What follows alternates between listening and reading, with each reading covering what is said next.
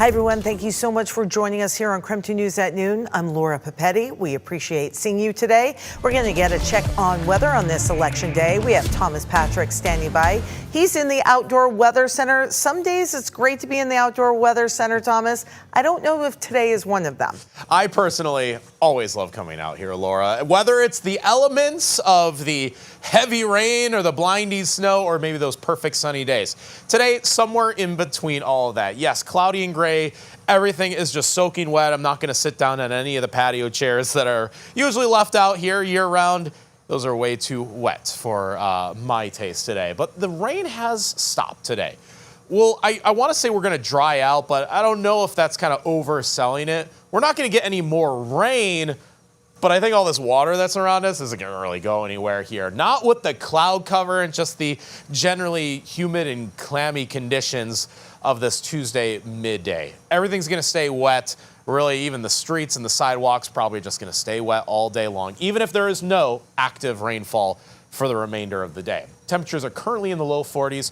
Probably will only climb maybe a couple more degrees before we get to our high temperature for the day. So that's all she wrote for Tuesday.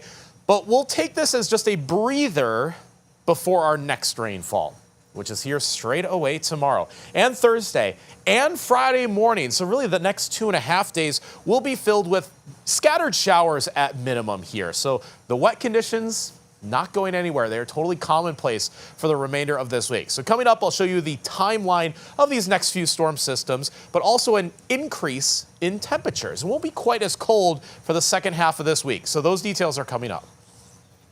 All right, my friend, thank you. Today, of course, is Election Day. And in Washington, that means your ballot needs to be in a ballot drop box or postmark by 8 o'clock tonight. And in Idaho, polls just opened a few minutes ago. We are starting with the Spokane City Council now. Seats in districts 1, 2, and 3 are on the ballot. Remember, this will be on your ballot only if you live in one of those districts. So in District 1, incumbent Jonathan Bingle is running against Sarah Dixit. District 2 is an open seat. Councilmember Lily Navarrete stepped down earlier this year over health concerns. Alejandro Barrientos and Kate Tellis are running to fill that seat. And in District 3, current Councilmember Zach Sapone is running against Christopher Savage. And with Election Day here, KREM 2's Brandon T. Jones reports what you need to know before filling out your ballot today. Well, the main thing is just making your way to a drop box, such as the one right here at the elections office. Getting those turned in before the 8 p.m. deadline. Again, 8 p.m., that's when Dropbox locations will officially be sealed off. We do have a list on our website right now with all of those locations. You can go to krem.com to find a location near you. But again, I did have a conversation with the Spokane County Elections Office about this year's election. I spoke with Vicki Dalton, the county auditor, and a reminder that came from that conversation. Today, you can still register in person to vote. You just have to make sure you get to a voter service center such as the Elections Office or the Center Place Regional Event Center out in Spokane Valley. Again, the deadline for that is also at 8 p.m. And with this as a non-presidential election, I asked about what voter turnout could be like here in the county.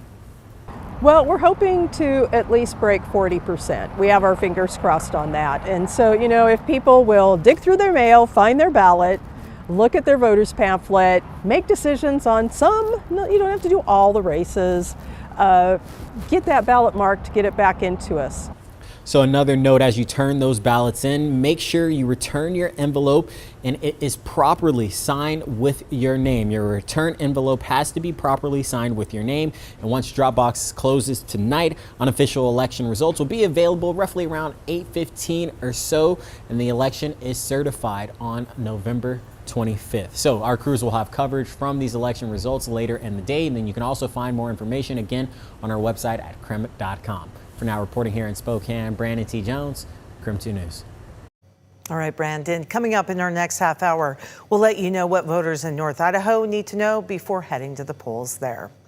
Washington state joined more than 20 other states in suing the U.S. Department of Education over changes to the Public Service Loan Forgiveness Program. The program allows government and nonprofit employees to apply for student loan forgiveness after 10 years of service.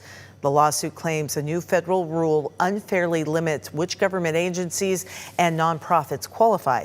The states are arguing that the change is politically motivated and could cost public servants thousands in loan relief. As of now, the Department of Education says the rule is going to take effect coming up in July of 2026.